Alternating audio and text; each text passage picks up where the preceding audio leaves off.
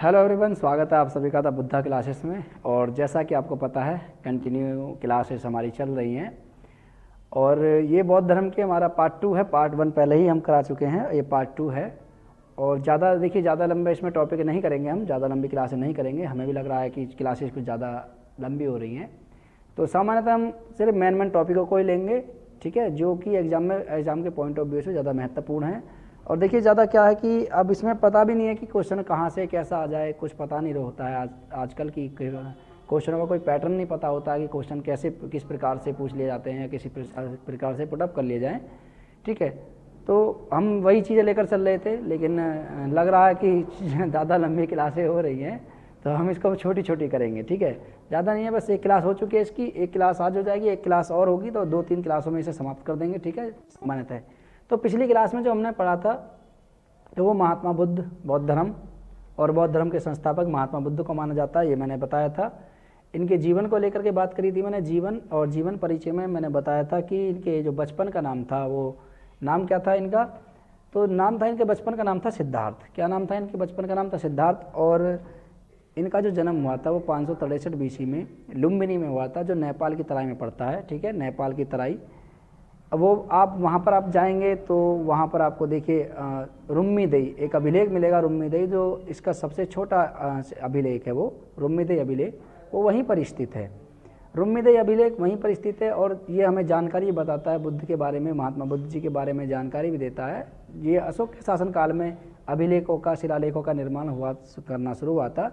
लेकिन स्तूपों का जो निर्माण शुरू हुआ था, स्तूप जो बनवाए गए थे महात्मा बुद्ध के, जो देखिए शरीर था, जब इनकी मृत्यु हुई थी तो महापरिनिर्वाण हुआ था। तो उस महापरिनिर्वाण के बाद इनके धातु रूपी शरीर को 8 भागों में बांटा गया था और उस 8 भाग के अलग अलग, ठीक है, अलग अलग राजा लेकर चले गए थे।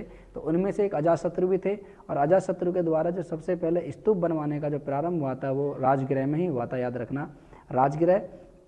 राजगृह राजधानी थी मगध की, और मगध का शासक था उस समय जब इनको महापरिनिर्वाण प्राप्त हुआ था। तो उस समय शासक था कौन? अजातशत्रु। अजातशत्रु कौन था? तो अजातशत्रु की बात करें तो ये बिंबिसार का पुत्र था, हर्यक वंश का शासक था, ठीक है। बिंबिसार का पुत्र, हर्यक वंश का शासक, और उदयन का पिता था ये हर्यक वंश। मैंने बताया था हर्यक वंश या पितृहंता वंश, उसके बारे में हम बात कर चुके हैं। चलिए, बचपन का नाम था इनका सिद्धार्थ। और देखिए इनका जो जन्म देखिए 563 ईसा पूर्व यानी BC में हुआ था, और वैशाली में नहीं था, ये लुम्बिनी है, ठीक है। वैशाली को आप काट दीजिए, वैशाली नहीं था, वो लुम्बिनी के नेपाल की तराई में, लुम्बिनी के नेपाल की तराई में इनका जन्म हुआ था 563 BC में। परिवार की बात करी थी हमने। परिवार के देखिए इनके जो पिता थे, पिता इनके शाक्य कुल के प्रधान थे, नाम था उनका शुद्धोधन। इनकी माता थी इनकी महामाया या माया देवी, कोलिया राज्य की कन्या थी इनकी माता, और इनकी पत्नी का नाम था यशोधरा। क्या नाम था? यशोधरा इनकी पत्नी का नाम था, जो वो भी एक शाक्य कुल से ही थी, तो शाक्य कुल से संबंधित थी। इनकी पत्नी का नाम था यशोधरा, ठीक है। आपको दिख रहा होगा यशोधरा, मैं थोड़ा और बड़ा कर देता हूँ, ठीक है, देखिए, ठीक है। तो इनकी जो पत्नी थी यशोधरा थी, पत्नी इनकी यशोधरा थी, वो शाक्य कुल से संबंधित थी। और इनका जो बेटा था, इनके बेटे का नाम था राहुल, और 16 वर्ष की अवस्था में इनकी 16 वर्ष की आयु में ही इनकी शादी कर दी जाती है। महात्मा बुद्ध की 16 वर्ष की अवस्था में इनकी शादी कर दी जाती है, ठीक है। ये बताया था मैंने, 16 वर्ष की अवस्था में इनकी शादी कर दी जाती है। पालन पोषण जो किया गया था महात्मा बुद्ध का पालन पोषण, वो किसके द्वारा किया गया था? महात्मा बुद्ध का पालन पोषण इनकी मौसी थी। ये कौन थी? दूसरी, ठीक है, शुद्धोधन की दूसरी पत्नी थी।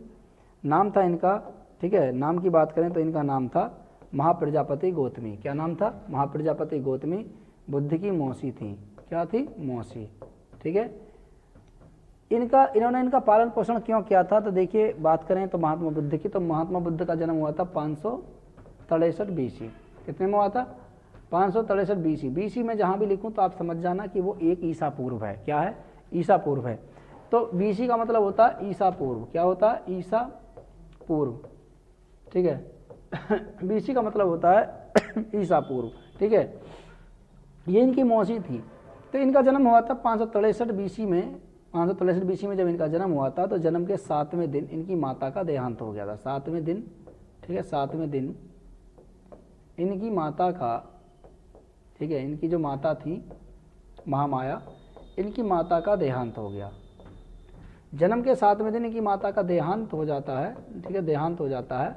और देहांत के बाद जो इनके पिता थे शुद्धोधन, वो क्या करते हैं, वो पालन पोषण के लिए इन्हीं की जो मौसी थी उनसे क्या करते हैं, शादी कर लेते हैं। ठीक है, इनकी मौसी यानी महाप्रजापति गौतमी से शादी कर लेते हैं और उसके बाद इनका पालन पोषण होता है किसका, महात्मा बुद्ध जी का। तो पालन पोषण किसके द्वारा किया गया था, महाप्रजापति गौतमी। याद रखना, पूछ भी लिया जाता है कि महात्मा बुद्ध का पालन पोषण किसने किया था, तो महात्मा बुद्ध का पालन पोषण किया था महाप्रजापति गौतमी ने। ठीक है, जन्म को लेकर के मैंने बात कही थी कि जब इनका जन्म हुआ था तो उस समय एक भविष्यवाणी हुई थी। कालदेव या कौंडिन्य एक ब्राह्मण थे, कौंडिन्य ब्राह्मण मैंने बताया था भी। ठीक है, कौंडिन्य ब्राह्मण कौन से थे, ये वही कौंडिन्य ब्राह्मण हैं जो कहाँ थे, कौंडिन्य ब्राह्मण या कौंडिन्य ब्राह्मण। ठीक है, ये वही ब्राह्मण थे जो बिंबिसार को बृहद्रथ के बारे में बात करी थी हमने कि बृहद्रथ जिसे मगध का संस्थापक कैद मानते थे, कौंडिन्य ब्राह्मण वहाँ। ठीक है, कौंडिन्य एक ऋषि थे, तो वहाँ पर आते हैं वो और उसको फल देते हैं खाने के लिए, तो वो कहानी मैं बताई थी। तो चलिए आगे नेक्स्ट बात करें। तो इनका जन्म हुआ था, तो 16 वर्ष की अवस्था में इनका विवाह कर दिया जाता है महात्मा बुद्ध का। कितने वर्ष की अवस्था में, 16 वर्ष की अवस्था में। और भविष्यवाणी हुई थी, कालदेव के द्वारा भविष्यवाणी की गई थी कि या तो ये बालक चक्रवर्ती सम्राट बनेगा या फिर क्या बनेगा, एक साधु सन्यासी बनेगा, महान सन्यासी बनेगा। इस चीज़ को लेकर के जो इनके पिता थे शुद्धोधन, उनको चिंता सताने लगती थी, बहुत ज़्यादा चिंता सताने लगती थी। वो देखते भी थे, अपने सामने देखते भी थे कि इनका जो बेटा था, देखिए इनके जो राज्य के अंदर ही एक महल के अंदर एक वृक्ष था जिसे कहते हैं हम जम्बू वृक्ष। ये क्वेश्चन यहाँ से पूछ लिया जाता है जम्बू वृक्ष से। तो जम्बू वृक्ष जो था, तो देखिए जम्बू वृक्ष के नीचे ये कभी कभी ध्यान मगन होकर के बैठ जाते थे। ध्यान मगन मतलब जानते हो, एक ध्यान की मुद्रा में ध्यान लगाने के लिए बैठ जाते थे। तो जम्बू वृक्ष के नीचे ये ध्यान मगन हो जाते थे कभी कभी महात्मा बुद्ध। ठीक है, तो इनके पिता को इस चीज़ को लेकर के चिंता सताने लगती थी। जब ये 16 वर्ष के हुए तो इनका विवाह कर दिया गया था। और विवाह किसके साथ कर दिया गया था, यशोधरा के साथ। तो यशोधरा के साथ इनका विवाह कर दिया था, याद रखना मैंने बताया था अभी, यशोधरा के साथ। जब यशोधरा के साथ इनका विवाह हुआ, 16 वर्ष की आयु थी उस समय महात्मा बुद्ध जी की। और जब महात्मा बुद्ध नहीं थे उस समय सिद्धार्थ थे, तो सिद्धार्थ की जो आयु थी उस समय कितनी थी, 16 वर्ष थी। उसके बाद इनको देखिए एक पुत्र की प्राप्ति हुई थी, उस पुत्र का नाम था राहुल। राहुल इनका पुत्र था। अगर पूछे कि महात्मा बुद्ध के पुत्र का नाम क्या था, राहुल। ठीक है, तो सिद्धार्थ के जो पुत्र का नाम था राहुल था। तो राहुल इनको एक बेटा प्राप्त हुआ था। उसके बाद जब इन्होंने देखा समय आया, अभी आएंगे 4 दृश्य आप देखेंगे, कभी क्यों सन्यासी बनने के लिए मन में लालसा उठने लगी। ठीक है, भविष्यवाणी आगे साबित भी हो गई थी। आगे देखिए हमने आगे जो नेक्स्ट बात करी थी उसमें मैंने बताया था गृह त्याग क्यों हुआ था। देखिए इसके लिए 4 दृश्य हैं, पहले मैं आपको 4 दृश्य बताता हूँ। आप देखिए गृह त्याग, इसे अभी यहाँ पर आएंगे, अभी पहले आप इसे देख लीजिए। देखिए 4 दृश्य देखे थे इन्होंने, जिसको लेकर के इन्होंने गृह त्यागा था। ठीक है, तो 4 दृश्य की बात करें तो देखिए ये 4 दृश्य मैंने लिख भी रखा है, 4 दृश्य। अब कौन कौन से हैं 4 दृश्य, देखिए पहला ये रहा। एक दृश्य तो ये है जो इन्होंने देखा था, सबसे पहले एक बूढ़े व्यक्ति को देखा था, उसके बाद एक बीमार व्यक्ति को देखा था खाट पे जो लेटा हुआ था। ठीक है, एक इन्होंने मृत व्यक्ति को देखा था, उसके बाद इन्होंने एक साधु सन्यासी को देखा था जो सन्यास की मुद्रा में थे। इसको देख करके इनके मन में, ठीक है, सन्यासी बनने की जो व्याकुलता थी वो जाग उठी थी और ज़्यादा इनका मन व्याकुल हो गया था, जिस कारण इन्होंने गृह त्याग दिया था 29 वर्ष की अवस्था में। ठीक है, अभी आएंगे यहाँ पर, चलेंगे टॉपिक पे। ठीक है, तो हम कहाँ थे, पहले हम एक बार इनका सामान्य जीवन देख रहे थे। तो इन्होंने घर त्यागा था कब, 29 वर्ष की अवस्था में गृह त्याग दिया था। ठीक है, तो गृह त्याग की घटना की बात करें तो 29 वर्ष की अवस्था में गृह त्याग, 4 दृश्यों को देखा था इन्होंने।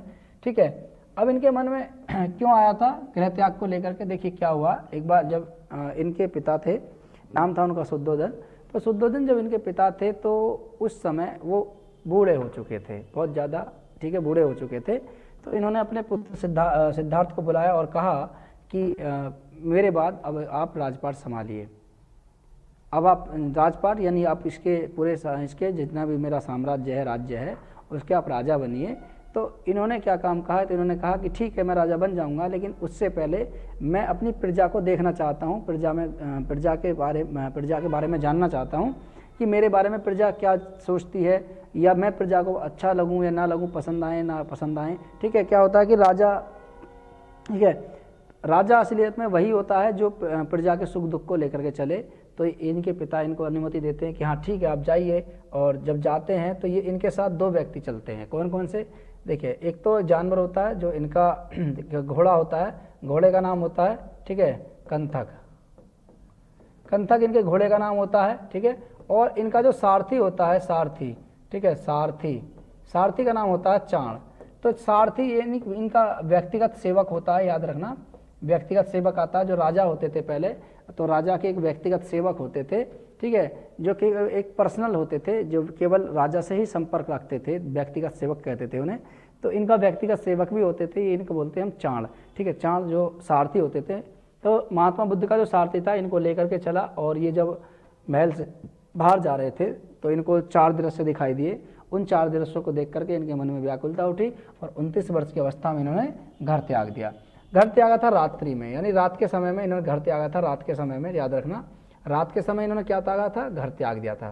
तो रात्रि में ही इन्होंने घर त्यागा, और इनको महल से जो बाहर छोड़ कर आए थे वो घोड़ा और इनका जो सारथी था चाण, इनको महल से बाहर छोड़ कर आए थे। ये घटना इनकी क्या कहलाती है?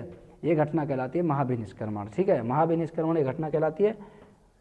उसके बाद 6 साल तक ये भटकते रहे, 6 साल तक, ठीक है। 6 साल तक इनका जीवन चक्र पूरा चलता रहा, 6 साल तक, ठीक है। घर त्याग के 6 साल बाद इनको ज्ञान की प्राप्ति हुई थी। कितने साल बाद ज्ञान प्राप्ति जो हुई थी इनको?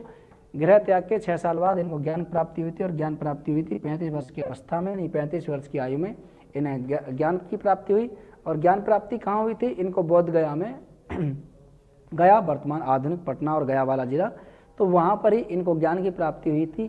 किसके वृक्ष के नीचे? पीपल के वृक्ष के नीचे इनको ज्ञान की प्राप्ति हुई थी, ठीक है।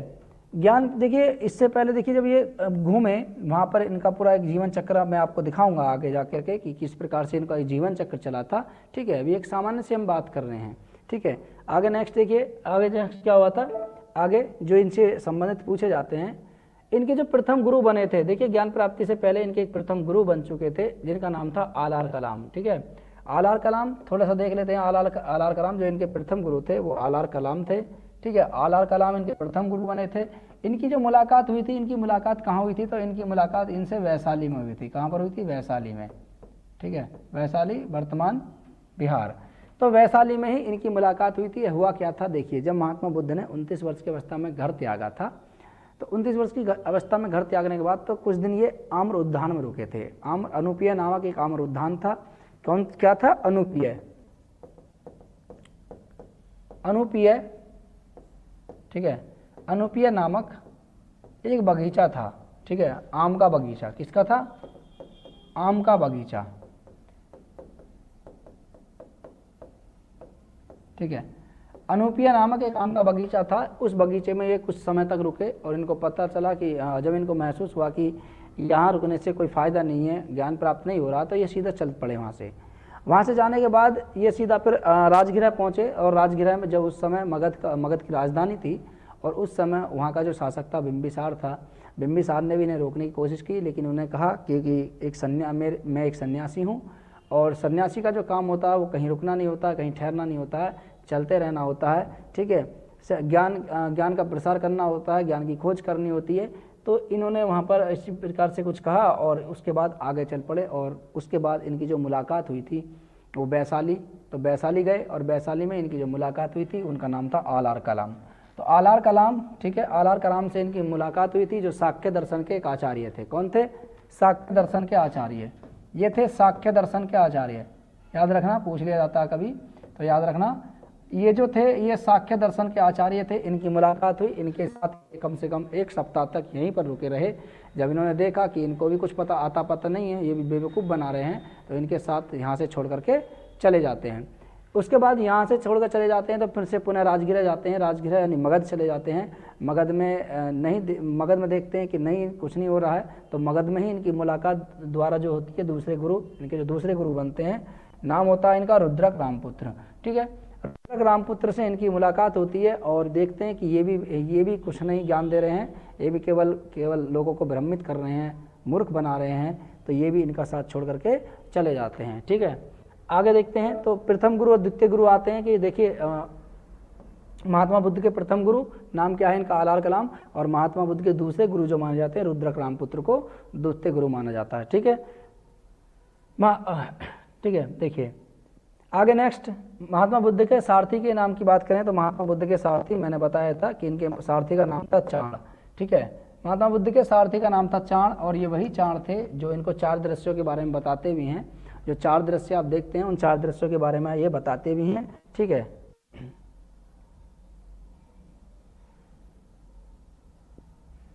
ठीक है, ये 4 दृश्यों के बारे में इन्हें बताते भी हैं कि 4 दृश्य कौन कौन से के बारे में महात्मा बुद्ध इनसे पूछते हैं, क्योंकि सारथी मैंने बताया था व्यक्तिगत सेवक होते हैं, और ये चाण वही चाण होते हैं, सारथी होते हैं महात्मा बुद्ध के। ठीक है, सारथी, सारथी मतलब होता है जो रथ को हाँकने वाला। किसको? रथ को हाँकने वाला, रथ को हाँकने वाला। ठीक है, ठीक है, रथ यानी राजा की सवारी, राजा जिस पर सवार होता था। ठीक है, ठीक है, राजा जिस पर सवार होता था ये वही रथ होता था। ठीक है, याद रखना, राजा जिस पर सवार होते थे ये वही रथ होता था, और इसको जो हाँकता था उसे क्या कहते थे? सारथी कहते थे। इनके सारथी का नाम था चाण। अगर पूछ ले तो याद रखना, इनके सारथी का नाम था चाण। ठीक है, तो चाण इनके सारथी का नाम था, और इनके जो घोड़े का नाम था वो क्या था? कंथक। कंथक इनके घोड़े का नाम था। कभी पूछ ले तो याद रखना। आगे देखिए, ये मैं बता चुका हूँ कि इनकी जो इनका जो विवाह हुआ था वो 16 वर्ष की आयु में इनका विवाह हुआ था। कितने वर्ष की आयु में? 16 वर्ष की आयु में इनका विवाह हुआ था। ठीक है, 16 वर्ष की आयु में इनका विवाह हुआ था, और विवाह के बाद ठीक है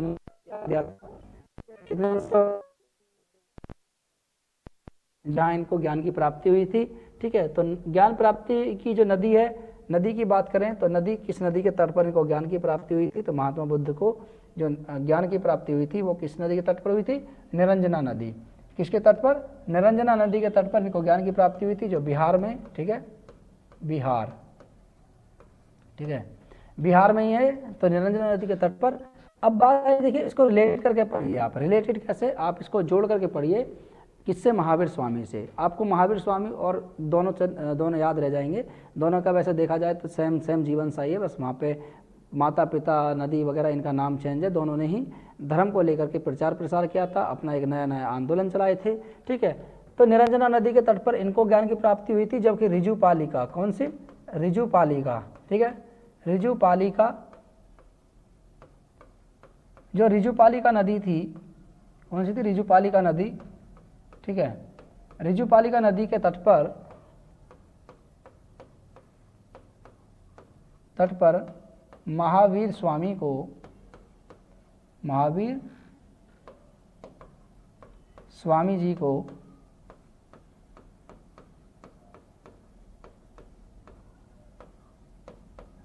ज्ञान प्राप्त हुआ।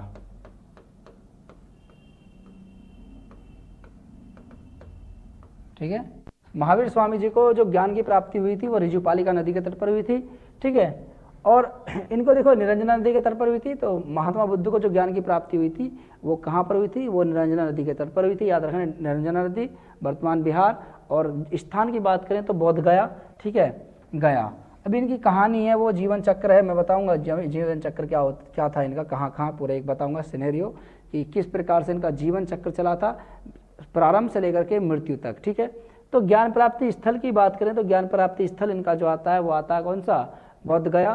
तो बोध गया में ये गया, बोध गया। ठीक है, देखिए ये गया ही था, और बाद में जब महात्मा बुद्ध को ज्ञान की प्राप्ति हुई थी तो वो स्थान क्या कहलाया था? बोध गया, यानी वो उस जगह का नाम रख दिया गया था बोध गया। ठीक है, तो गया में एक स्थान है जिसे कहते हैं बोध गया। तो आज भी आप देखेंगे, अब जाएंगे वहाँ पर तो आपको आज भी वर्तमान में वहाँ दिखाई दे जाएगा। बहुत फेमस जगह है, बहुत क्या प्रसिद्ध जगह है। और देखिए 2-3 जगह ऐसी हैं आपकी जो प्रसिद्ध हैं सबसे। आप देखिए, आपको अगर प्राचीन साक्ष्य वहाँ आपको प्राप्त करने हैं, देखने जाने हैं, तो आप जा सकते हैं कहाँ? नालंदा विश्वविद्यालय। आप देख सकते हैं नालंदा विश्वविद्यालय। ठीक है, अगर इससे भी प्राचीन कोई चीज़ वहाँ पर बिहार में आपको दिख जाएगी तो वो है आपका मगध। ठीक है, मगध में देखिए आपको राजगृह, वहाँ पर अभी भी आप देख जाने वहाँ पर राजगृह, और राजगृह में एक दीवार है जो अजातशत्रु के द्वारा बनवाई गई थी। जब मगध की राजधानी राजगृह थी तो इसको पड़ोसी जो इसके राजा थे उनसे बचाव के लिए राजाशत्रु ने उसके चारों तरफ एक दीवार बनवाई थी।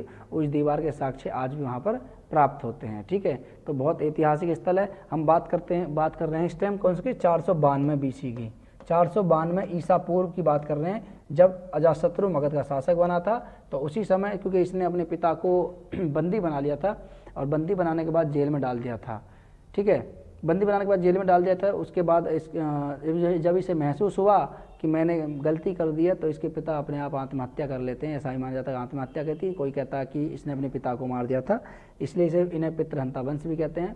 तो अजातशत्रु ने आसपास के राजाओं से अपनी सीमा की रक्षा करने के लिए, अपने राज्य की राजधानी को सुरक्षित रखने के लिए उसके चारों तरफ दीवार बनाई थी, जिसके साक्ष्य आज भी हमें बिहार में मिलते हैं। चलिए, तो बात वापस पहुँचते अपने टॉपिक पे। कौन सा टॉपिक हमारा? ज्ञान प्राप्ति स्थान। तो महात्मा बुद्ध को जो ज्ञान की प्राप्ति हुई थी वो कहाँ पर हुई थी? बोधगया नामक स्थान पर हुई थी, वर्तमान बिहार में पड़ता है, ठीक है। जहाँ पर महात्मा बुद्ध को ज्ञान की प्राप्ति हुई थी, तो वृक्ष की बात करें तो वृक्ष है आपका पीपल का वृक्ष, ठीक है। देखो वो लिख रखा पीपल वृक्ष। तो पीपल के वृक्ष के नीचे महात्मा बुद्ध को ज्ञान की प्राप्ति हुई थी। वैशाख पूर्णिमा था उस समय, ठीक है। तो वैशाख पूर्णिमा वैशाख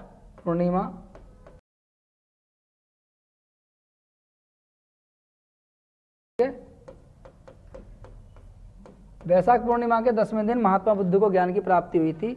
इन्होंने ध्यान लगाया था वृक्ष के नीचे, पीपल के वृक्ष के नीचे बैठ करके।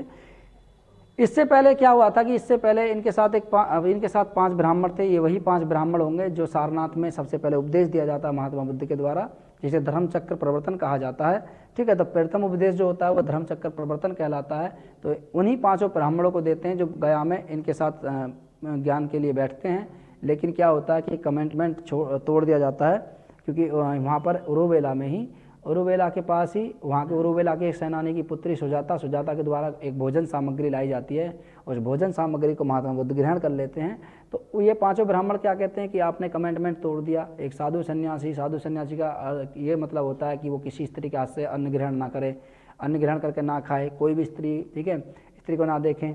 तो इन्होंने कहा कि भाई हम एक साधु हैं, हम सन्यासी हैं, ठीक है, हमें ये नहीं देखना चाहिए कि कौन क्या, बस हमारा काम होता है भिक्षा मांग करके खाना। कोई हमें दे रहा है तो उसको अस्वीकार नहीं करना चाहिए। तो एक कमिटमेंट तोड़ दिया जाता है और ये 5 ब्राह्मण महात्मा बुद्ध का साथ छोड़ करके चले जाते हैं। कहाँ चले जाते हैं? ये सीधा ऋषिपत्रम यानी सारनाथ आ जाते हैं, ठीक है। तो ऋषिपत्रम में, सारनाथ में आकर के अपने ज्ञान का प्रसार करते हैं वो, लेकिन उनको ज्ञान नहीं मिलता है। वो ज्ञान की तलाश में अभी भी डोल रहे होते हैं। बाद में महात्मा बुद्ध को जब ज्ञान की प्राप्ति होती है तो ज्ञान प्राप्ति के बाद कुछ दिन वो उरुवेला में रुकते हैं। उरुवेला के बाद वो सीधा कहाँ आते हैं? सारनाथ आते हैं और सारनाथ में सबसे पहले अपना प्रथम उपदेश देते हैं। किसको? उन्हीं 5 ब्राह्मणों को जो महात्मा बुद्ध के साथ पहले थे, ठीक है। तो महात्मा बुद्ध को ज्ञान की प्राप्ति पीपल वृक्ष के नीचे, और महावीर स्वामी को ज्ञान की प्राप्ति, ठीक है, किसके नीचे? महावीर स्वामी को जो ज्ञान की प्राप्ति हुई थी वो साल वृक्ष के नीचे। साल वृक्ष के नीचे महावीर स्वामी का याद रखना, किससे? महावीर स्वामी। तो महावीर स्वामी की बात करें तो महावीर स्वामी को जो ज्ञान की प्राप्ति हुई थी साल वृक्ष के नीचे, और जबकि इनको जो ज्ञान की प्राप्ति हुई थी वो कब हुई थी? वो पीपल वृक्ष के नीचे। इनको वैशाख पूर्णिमा के 10वें दिन, इनको वैशाख के 8वें दिन, ठीक है, वैशाख महीने के 8वें दिन। चलिए, इन्होंने जो प्रथम उपदेश दिया था, मैंने बात भी करी, महात्मा बुद्ध का प्रथम उपदेश सारनाथ यानी ऋषिपत्तनम में प्रथम उपदेश दिया गया था। और ऋषिपत्तनम, ये सारनाथ, वही सारनाथ जहाँ पर 5 ब्राह्मण मिले थे, ये वही 5 ब्राह्मण थे जो महात्मा बुद्ध का साथ छोड़ करके यहाँ पर आ गए थे, ठीक है। चलिए नेक्स्ट की बात करें आगे। शिष्य बनाता है नहीं ज्ञान प्राप्ति के बाद, जब इन्होंने देखिए प्रथम उपासक उपासिका की बात करें तो प्रथम उपासक जो बना था महात्मा बुद्ध के, जो प्रथम उपासक बने थे, देखिए उपासक अगर पूछ लिया जाए तो उपासक याद रखना, उपासक जो इसकी उपासना करते थे, इनकी उपासक की अगर बात करें तो देखिए तपस्वी और भल्लिक।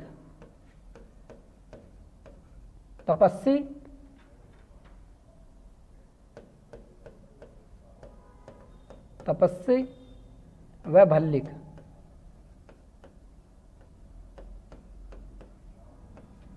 तपस्वी और भल्लिक 2 ऐसे व्यक्ति थे जो सबसे पहले महात्मा बुद्ध के उपासक बने थे। उपासक मतलब सेवक बनाया था इन दोनों को। महात्मा बुद्ध ने अपना सबसे पहले सेवक बनाया था, इन दोनों ही व्यक्ति को बनाया था। ये दोनों बंजारे थे। कौन थे ये? दोनों बंजारे थे। तो दोनों बंजारों को इन्होंने अपना सेवक बनाया था सबसे पहले, लेकिन अपना शिष्य नहीं बनाया था। जो महात्मा बुद्ध ने जो अपना सबसे पहला शिष्य बनाया था उसका नाम था आनंद। अब आनंद कौन था? आनंद देखिए, आनंद थे महात्मा बुद्ध के चचेरे भाई। यानी चाचा के लड़के थे, तो महात्मा बुद्ध के चचेरे भाई थे आनंद, और राजगृह के निवासी थे। ठीक है, ठीक है, राजगृह के नहीं मतलब हाँ सॉरी, राजगृह के निवासी थे, ये भी राजगृह के निवासी थे, और आनंद को सबसे पहले अपना इन्होंने शिष्य बनाया था। ठीक है, आगे नेक्स्ट बात करें तो प्रजापति गौतमी जो इनकी ही मौसी थी, महात्मा बुद्ध की दूसरी माँ। ठीक है, इन्होंने अपनी प्रथम जो शिष्या बनाई थी, देखिए शिष्य और शिष्या, तो शिष्या जो बनाई थी उनका नाम था माँ प्रजापति गौतमी, और ये कौन थी? बुद्ध की मौसी थी। कौन थी ये? ठीक है, यानी सिद्धार्थ की मौसी।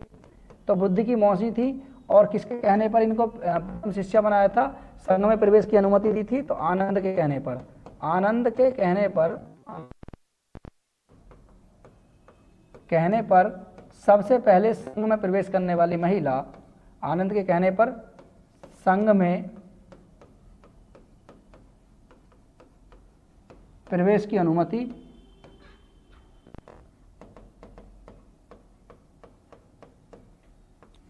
अनुमति दी गई थी। इनको कहां पर दी गई थी? प्रवेश जो किया गया था संघ में इनका वैशाली में। किसमें? वैशाली।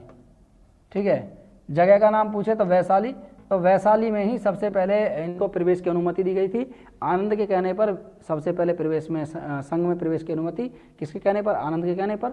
और बुद्ध की जो सबसे पहली शिष्या बनी थी, नाम था इनका महाप्रजापति गौतमी। उसके बाद इनकी पुत्री थी, इसकी प्रजापति गौतमी की पुत्री थी। ठीक है, उसके बाद इनकी महात्मा बुद्ध की पत्नी इनकी शिष्या बनी। तो शिष्या जो बनी, फिर उसके बाद बहुत सारी महिलाएं आती हैं, और वैशाली में ही देखिए, वैशाली में एक वैशाली की प्रसिद्ध आपने कहानी भी सुनी होगी, या आपने देखा होगा, कुक्कू FM आपने सुना होगा, मोबाइल पे भी ऐड आते हैं उसके, तो आपने सुना होगा वैशाली की नगरवधु। तो वैशाली की नगरवधु जो थी वो भी बुद्ध की शिष्या बनी थी, याद रखना। तो वैशाली की नगरवधु वो एक वैश्या थी। ठीक है, वैश्यावृत्ति का काम करती थी, और वो बाद में जाकर के बुद्ध की शिष्या बन गई थी। चलिए, तो महात्मा बुद्ध की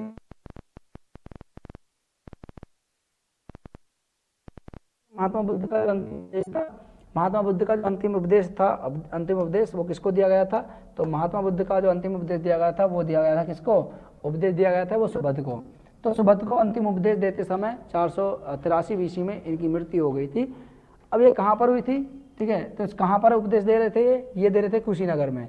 ठीक है, कुशीनारा या कुशीनगर, कुशीनारा। ठीक है, नारा के नाम से पहले कुशीनारा कहते थे इसे।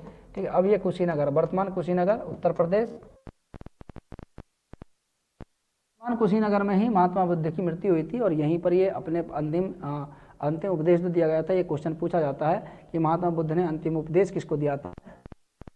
अंतिम उपदेश दिया था सुबुद्ध को। ठीक है, इससे पहले ये पावा में थे। पावा में क्या होता है कि पावा में इनका जीवन चक्र जब पढ़ाऊंगा बताऊंगा कि पावा में इनका जो एक ठीक है, इनका एक शिष्य होता है, नाम होता है इसका चुंद। ठीक है, चुंद जो होता है इनका एक शिष्य होता है, और ये सुनार या लोहार होता है। कौन होता है? सुनार या लोहार। सुनार व लोहार, सुनार अथवा लोहार में से कोई एक होता है ये। ठीक है, लोहार यानी सोने का काम करने वाला, लोहे का काम, लोहार यानी लोहार का काम करने वाला ये होता है। इसके यहाँ रुकते हैं, एक शिष्य होता है, ये भी महात्मा बुद्ध जी का एक शिष्य होता है, और ये यहाँ रुकते हैं। और यहाँ रुकने के बाद क्या होता है, यहीं पर ही एक भोजन सामग्री ग्रहण करते हैं, जो सूकर माध्य होता है, यानी सूअर का मीट होता है। उसको खाने के कारण महात्मा बुद्ध को अतिसार रोग हो जाता है।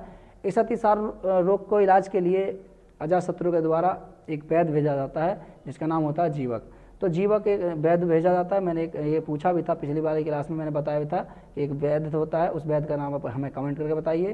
तो ठीक है, तो जीवक जो होता है वो वैद्य होता है, और इनका इलाज करता है महात्मा बुद्ध जी का, लेकिन सफलता नहीं मिलती इतनी ज़्यादा, और अंत समय में 483 BC में उनकी मृत्यु हो जाती है महात्मा बुद्ध जी की।